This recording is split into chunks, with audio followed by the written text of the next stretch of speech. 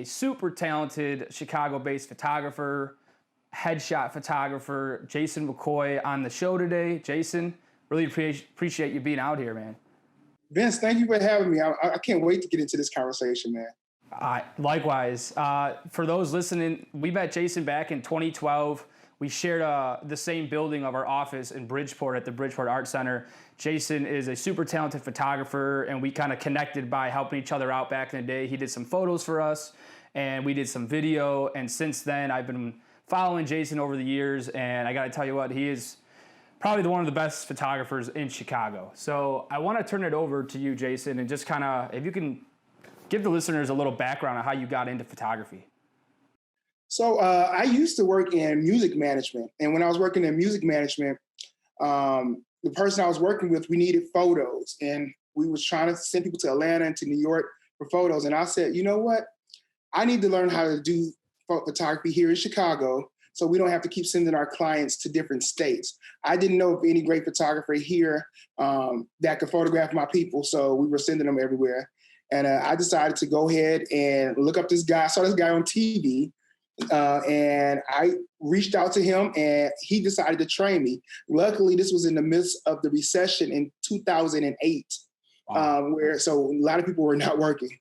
And I was able to get trained personally by him, and I flew back and forth to Atlanta to train with him. And then I took what he taught me and came back to Chicago and kept practicing, and I would go back and forth. So that's amazing. It kind of the opportunity called for it. You kind of took advantage of it, and almost 10 years later, you're this well-established photographer, getting all this national recognition and getting your work published.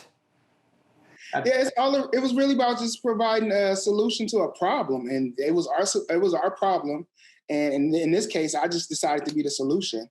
And now, luckily, I've been the solution for a lot of people here in Chicago, as well as people that fly to Chicago, because I don't even fly and shoot too often, so they actually come here. I think that's a solution. That's amazing. I mean, you got problem solvers, and you're definitely one of them. I think it's pretty unique with photography and even with video. Like, we're in super competitive fields, right? But there's also a lot of work out there, and I think people get caught up. But I see commercials nowadays where it's the highest end Android or iPhone, and they're saying, I've seen literally commercials of a photographer shooting on a backdrop with the newest camera, right?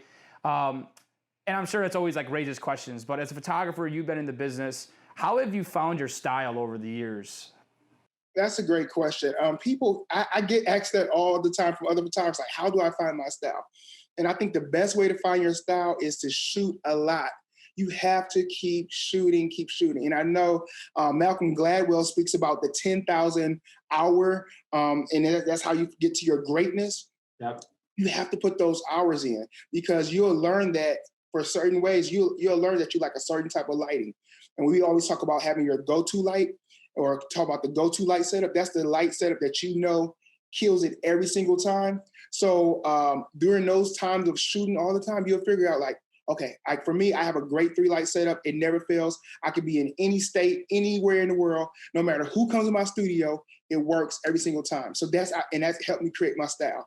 And I use there's a certain length that I like to stay away from my client, and there's a certain amount of length that I like the client to stay away from the backdrop. And because I've created this certain recipe, it works every single time. So as you shoot more and more, you'll create your own style, your recipe, and it'll be the thing that it's whatever you end up loving, and people start recognizing you for, and then that becomes your style. So most times the people dictate what your style is and say, I love how you do that. And then you just keep doing it, and then you get paid for it. I mean, that's amazing. I think everyone, as an artist, it's like you want to find that style, and it takes years, right? I feel like even us, I've had comments where people see a video and they're like, JV did that. But it took some time, and after you look back at it and you're like, there is a sense of style, because you look at someone else that does video and it's it's uniquely different, but obviously not better or worse than anyone. We're all just creating, right? I believe the recipe, if you want to say what is a recipe for creating your own style, often it's going to be imitation. So what the people that you watch, who you imitated, mixed with your inspiration. So imitation, and then how you're inspired. So your inspired thought of what looks good to you, plus the things that you imitated over the years, it's a mixture of that. And then that becomes your style. I love that. I've never heard it like that. Imitation and inspiration kind of becoming one. Like that sign in the back, think outside the box. I love Right, that. exactly. You know? Well, you got to, yeah, you kind of, there's books that, steal like an artist, but obviously don't exactly copy, right? Right, yeah, exactly. Yeah, no. I mean, I think everything that we're always innovating. I mean, even if you want to go to this Apple phone or anything, it was still an innovation of something else. Steve Jobs started with Bill Gates, and Bill Gates was with somebody else before he started his own company. And they just built off the technology. They took what they learned there, and then they moved it on to their company and added something, and then it just keeps splitting. So, gotta spread the love, right? Yeah. I think a really unique thing I've learned just by knowing you over the years and following you. Obviously, we're not in the same office building anymore, unfortunately, but I stay connected with you on your Instagram.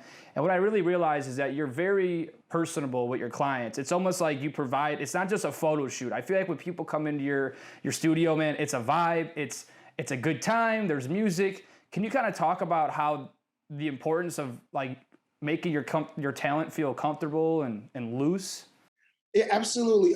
When a client or a talent comes in, our goal or my goal for me is to make sure that they feel comfortable to be able to be themselves. Because everybody can see when a photo is not them and when people are just posing versus actually letting their inner person come out. So for me, it's all about the experience. So from when you walk through the door, the colors that are in my studio, the scent. I use a special scent in my studio. It's been the same scent I've used for at least 3-4 years. So it's a certain smell that you walk in there, certain colors. There's a certain energy that's going on there. There's certain things that we give. Like as soon as you walk in, we're offering you a gift. And you said, okay, I don't have money for a gift. The gift that I offer is a bottle of water. Now the thing is, it's just a bottle of water, and we're not thinking nothing of it, but it means something. That as soon as someone walks in, you're offering something already to make them feel comfortable, which opens them up. There's a law of generosity, and that actually starts that law. But that's a whole deeper thing. I love it. Man, you've grown so much from even when you had your studio when we were there. I know you were kind of just getting set up. I mean, can you talk about how the evolution, like how your studio has evolved? I mean, I know a lot of your shoots now. There's stylists, there's makeup artists. Can you talk about the roles and how that all plays a big role in the shoot? So what I've noticed, I guess it comes back to creating your recipe again. For people see the pictures on my Instagram, and they want to capture that. And to capture that and to get what's on my Instagram, you most times have to follow a recipe that I do. And the recipe that I do, it's always hair, it's makeup, it's clothing, and then photography, and then the purpose behind the shoot. So all 5 of those things is what really creates a great photo. And what I've seen that people have came in where they might have, they spend, a considerable amount of money to shoot with me. However, their makeup might not have been good, so they don't get the results that they see on Instagram. Or their clothing was not great, so they don't stand out in the crowd. So what I've taught people is like, you need the hair, you need the makeup, you need the clothing, if you want that superstar feel and that flawless presentation. So by adding those people, and I've been working with my people, my hair, makeup, and stylist for years now. They know how I work, and they know how to work with my clients. So many of my clients just go ahead and hire my team. Awesome. And it's just a smooth transition. But without having hair, makeup, and clothing perfectly presented, then the shoots cannot come out at the most or at the best quality. When all those things are together, you get the superstar, and what I call it, the McCoy effect. Ooh, I love that, man. I mean, you're, and I know it firsthand because we were behind the camera one time with you, and you just had a way of, you making our head turn and this and that. And by the end of it, John and I, we looked at our photos and we're like, we can't believe like that's us, when we felt good, there's that sense of like that euphoric feeling of like, you're not just taking these images, you're bringing the people to life, in a way they've never seen themselves. And that helps with confidence, helps them land jobs. And I think I've seen like, you're always shooting. Almost like every day you got to shoot. I mean, literally, I think if not more than a couple, right? Yeah. And I feel like you've had some repeat people that come back to you, and I'm sure that happens a lot. Can you kind of talk about how those personal relationships, how they extend beyond, how they really help grow your business? Yeah, so repeat business is a key core part of my business. So I've been shooting for a while, and if you talk to any photographer, most times if you don't have repeat clientele, your clientele will will dry up, or you will have to work extremely hard, constantly bringing new faces in. So if you focus on making sure that you get repeat clientele. So whoever comes in your studio, make sure that they have the best time possible. Make sure you meet the deadlines and make sure that they had a wonderful experience. I call it, you add them to your list of returning clients. Now, the great thing about that, as you go in years and years and years, these returning clients build up. So maybe you might start off with 10 returning clients and then all new people. But by that next year, you end up with 20 returning clients and then their referrals. So you try to add another 5. But the thing is, I'm 10 years in the game. Right. I literally have a list of returning clients. So now I'm literally fitting new people in slots where my returning clients are not filling. So the bottom line is, if you're starting a business, make sure you focus on treating the people that come in there like superstars. Because by that next year, that's why, you got to stay in business a few years to really reap the rewards, right? Because it just keeps adding and adding. It's like an investment. It keeps getting better and better and better. And then by year 5, year 6, year 7, you don't even have to work hard at all, because if you're treating your clients like superstars, them coming back plus the referrals, you'll be set. Because then they bring their children, then their grandma, then the auntie. And as years progress, I started off younger. So as they progress, they get better, they get higher careers. So I got friends, I can name Jonathan Reynolds right now. I started off shooting him out of my apartment, and now he's a Grammy Award winning, and now he's on TV. Rotimi Akashaw, I forgot to say his name. Shot him in my apartment, then shot him in the studio, and now he was on Power for I don't know how many seasons, and now he's in a movie. So you get to ride the wave of your clients if you keep in touch with them and treat them like superstars before they're superstars. Oh, I love that. We sit with that. I mean, at JV, we feel the same way. Like we are at that point, we are starting to retain those clients, and you get those repeat, and you get those good clients that, the work is there and they know it's there, but they almost want to come and they're like, they want that experience, right? And with John and I, for us, it's like we get client emails like, I can't even believe I was at work today. Like, this is what you guys do. And it's like, we're just having fun. And we figured out how to do the work of it. But it's like, how can we figure out to really let our clients go home and be like, man, that was a breath of fresh air. Like, I want to do it again. And like I said, on your Instagram, it's like your energy is always just on top of the roof. It's always on. There's really not a day that you're off, and you're super active. Can you kind of talk about how your social media has helped grow your business and kind of regained attention? Social media has been a huge part of my business. I think the inspiration for my social media really kicked off with Gary Vee. I've literally been in Gary Vee presence about 2 times. One time before everybody knew who he was, it was his first book, and I was at a small book signing here in Oak Brook. And one of my friends brought him there, and that's when he used to do like small little room tours. It was 20 people. Wow. And then maybe 2010, I forgot what year it was. No, probably 2018 or 17, something around there. I actually ended up on stage with him at Creative Live. But he has been an inspiration for me about just doing it.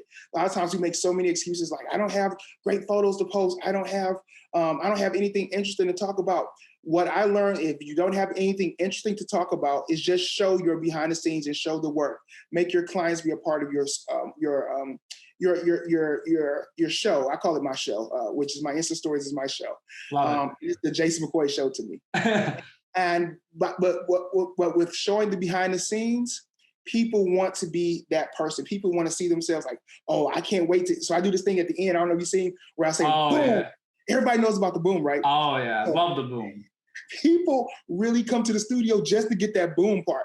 I mean, people really were like, okay, I just need to do one look, but can we do the boom? So really, social media has played a huge part. It has allowed, even when you update your social media regularly, even current clients, when people looking for another photographer or whatever, they easily can just send them straight to your social media. Like, people go to websites, but it's rare now. People really go straight to your Instagram. That's one of the main places, or Facebook or Twitter, but they're going straight to your Instagram if you're a visual creator. So updating social media and staying current is really a way that that has fueled my business. And I know people are, against like or they talk about followers doesn't matter, but followers do matter. And that's a whole nother topic, but followers do matter because there's some jobs that I got strictly based because I have a decent follower account and I interact with my social media heavily. So they want to be a part of it's really a way for them to make more money too, because now if I do anything, a boom or whatever at the end of my shoot, that brings a whole bunch of eyes to their page. So it's all of a strategy. Yeah. Yeah, no, I agree with you. I mean, we kind of feel the same way, right? With video, it's like almost every video shoot, we're at this point where John and I was like, I will throw, we will pay someone to come out to take BTS photo and video. But if we can't do both, sometimes it's like they specialize in one. We will always push for BTS photo only because it's like people want to see what you're doing. They're more interested in sometimes the actual behind the scenes and the actual product. I hate to say it. They want to see, how did you get that photo? What lighting are you using? What camera equipment are you using, right? And it's an engagement, We've found some good success. Like a lot of it's like if we posted a video every day, it's like we would run out. But it's like we have these galleries of behind the scene images that kind of help feed us content until a video gets released, right?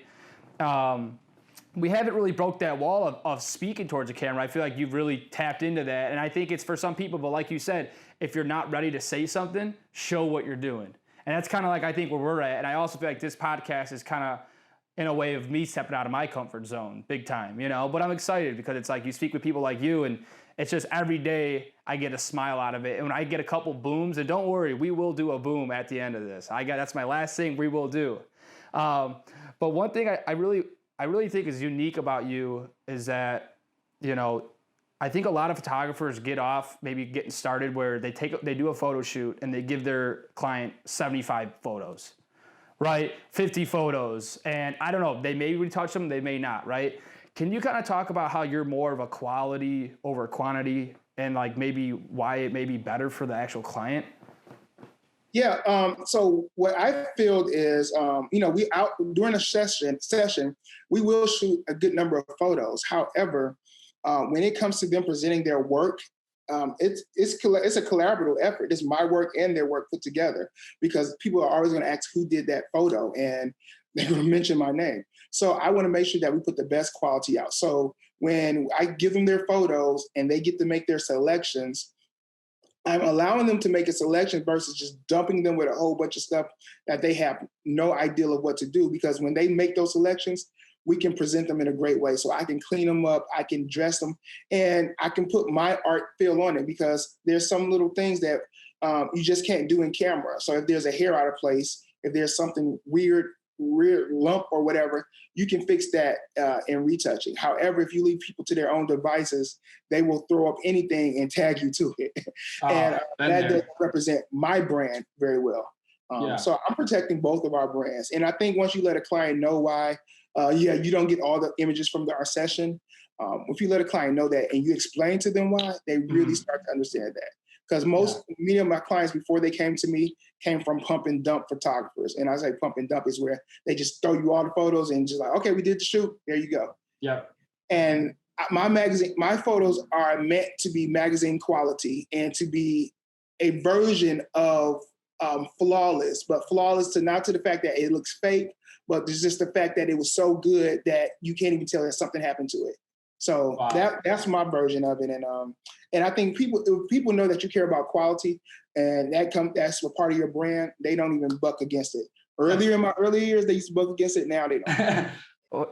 Well, there's like that education element, and I feel like that's important for you as a photographer, because if you're handing over all these photos, now it's like they're going everywhere, then they drop a filter on it because maybe, and then we've been there. Like I remember early days of JV, we did some photography, and I was no way on your level, but like I didn't even really do any retouching. It was more like, hey, I can light a backdrop, but we didn't really market it like we do photos. Like, hey, we have the stuff, we'll do it. But I think it's really unique, and I think it is. It's like I have a lot of friends that are actors in Chicago, and I'm definitely going to be sending them your way. And I think it's like, get like 1 to 3 really strong headshots versus this gallery of 20 mediocre. Because it's like those agents, those people hiring you are going to see that and be like, A, you invested in a good photographer. You care about what you're doing. and they're gonna last. You know, the longevity of them probably will last a little longer than something that's just a pump and dump, like you said. Absolutely. I mean, people have kept their images, I mean, 3, 4, 5 years. I'm like, it's time to update.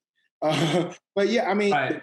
I think the great test of a photographer is how long the client views your photo.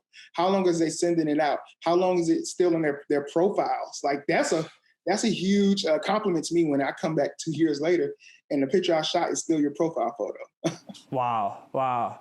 I love that. So hey, we talked about a lot of positives, and I don't want to go down that other side rabbit hole, but I do always like to ask. You're one man. You hustle. You're on social media. You run a studio. I know you had some interns. You outdo other stuff. You teach photography. What are some of the challenges you've had just being a self-owned, single employed business? Yeah, I think some of the challenges is really, I pride myself in amazing customer service. And the challenge has been to make sure that we always respond as quick as possible to inquiries, questions, concerns. That's always top level for me. So sometimes not being able to respond to those as quickly or to never be able to get a break. You end up working around the clock. I actually hired someone to help mitigate that and sort of come in and knock some of that down a little bit because I'm extremely busy. And I do have other people that work with me, but primarily I'm a one-man band. So the struggle really was just customer service because, I think a lot of photographers don't really care about customer service. I really care about it a lot. And that's really what built my brand, or a big part of what built my brand and caused so many referrals was the customer service. We always were trying to be available. We always answered questions. We always met deadlines. And if we didn't meet deadlines, we responded of why we couldn't meet them, So that was a big part. So that's really sometimes my stressful point. And that's the part where we always needed help with, like just responding because people like to talk on the phones now. Oh yeah. It's fitting a phone call in. It's like you got to make sure you're in a silent place. You got to make sure that you're not disturbed. Even if it's just a 5 or 10 minute phone call, it's just not that easy. So. Yeah. No, I love that. And we honestly at JV were the same way, man. It's like it's all about leaving a good impression with the client and just treating them like human, like trying to be friends with them. Obviously having boundaries, respectful boundaries, but like getting them to feel comfortable and giving people time of day. I mean, they're reaching out to give you money for your service, right? So it's like you want to take care of your people and honor that. So, I mean, I love that. As we kind of get close, we're going to kind of be closing up. I would love to do you have any piece of advice, young photographers in the game, maybe they just bought their first Rebel DSLR or now mirrorless. What's a piece of McCoy advice you would give to a photographer? I mean, number one, it's what I mentioned earlier from Malcolm Gladwell. Get your 10,000 hours in. So whenever you don't have anything to do, you should be shooting. Day in the morning shooting, nighttime shooting. Shoot. If you want to do studio work, you need to. I don't care if you're home, if you're in a garage. You need to shoot. And that's number one. Number two, invest in yourself. Invest in education. Invest in knowledge. Invest in mentorship. Invest in your equipment. Invest in your tools. And when I say tools, not just a camera, a lighting system, but also CRM, which is a customer relationship management tool, things that make you seem very professional. So you have a proper invoicing system if you want to do it as a business. And I think lastly, just learn to be nice to people because you don't know who the next superstar will be. I learned that in my in my business. I've worked with some people who became superstars. I worked with some people who became CEOs of company. I ran of companies. I met with some people and worked with them. They were at one time they were just in college, and now they're head of marketing at a store or a restaurant or a major company. So you never know what someone is going to be. So treat everyone amazingly well. So I love that. Actually, something came up while you said it. I love the point of like shoot as much as you can, shoot. And I think a lot of young photographers are like, well, I'm not getting paid, so like I can't shoot. So it's like, I know you've done some just pop out in the street and you met strangers. Are you an advocate for that in the early years? Like if you can't make money off it, shoot your friends, shoot strangers. Yeah, I mean, be creative. Our goal as creatives in general is to be creative. And I think if you're creative, you can always find a way to make money. So you can go shoot strangers, and then you can find out that you can put it online, and you can get a sponsorship for it. You can do so many different things, or you can use that exposure to bring attention to your business. Literally, what happened after I shot, I called it Photographing Strangers, and we started off in Hyde Park. Really, what was supposed to happen is after we shot that, I posted it up. We actually got hit up to do a live interview on NBC, and see, we got hit by 3 major TV stations. However, there was some major thing from the president or the former president. It knocked our whole thing. I was like, what? So he knocked their whole thing off. Wow. But still, there were so many people that one free thing that I did there.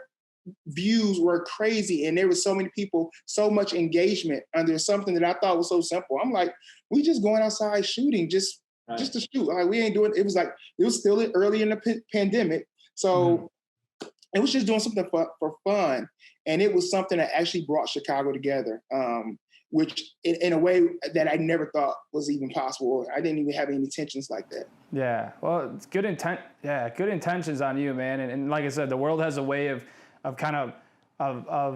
giving it back when you give it back. The give and get. It's you put it out and you get it back, and I love that. So, but hey, I love that we've had you on. It's been awesome just kind of hearing and catching up with you. It's been some years. I mean, you're super busy. I'm seeing the boom. Before we do that, though, how can people get a hold of you?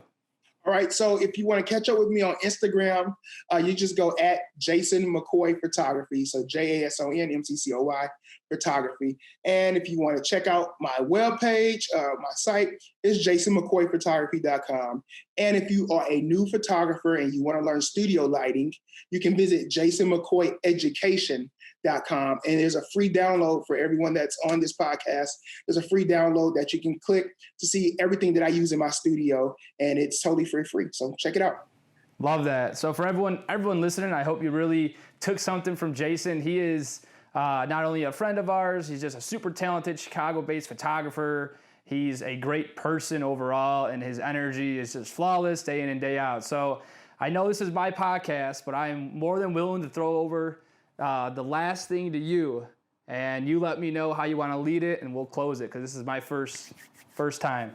Well, I do want to say, JV Studios, you guys have been consummate professionals since the first time I met you guys, and you guys have been so amazing. Vince, you have been an amazing person as just an individual. So I've enjoyed working with you, and I've referred clients to you. So you guys are amazing. And lastly, I just want to say that, hey, no matter what you're doing, people are going to say negative things. We're going to say positive things. The goal of whatever you do is make sure you do your best. Give 100% to whatever you do, and let the chips fall as they may. I love that, man. You should go into public speaking once you if you ever put the camera down, or on the side. The funny thing is, I'm actually shy, believe it or not. Come on. Believe it or not, you don't understand the things that I go through before I get on a camera. I'm drinking my drink to calm me down. It's a good little refresher right there. Yes. All right, cool. So, hey, I would love for you to close this one out. Feel free to give me the countdown, however you do it. And yes. So you got to finish it. Here we go. So listen, no matter what, we had a great session here. I love working with JV Studios and then on the podcast and everything else, but we can't end the session without a boom. So here we go. 1, 2, 3, boom.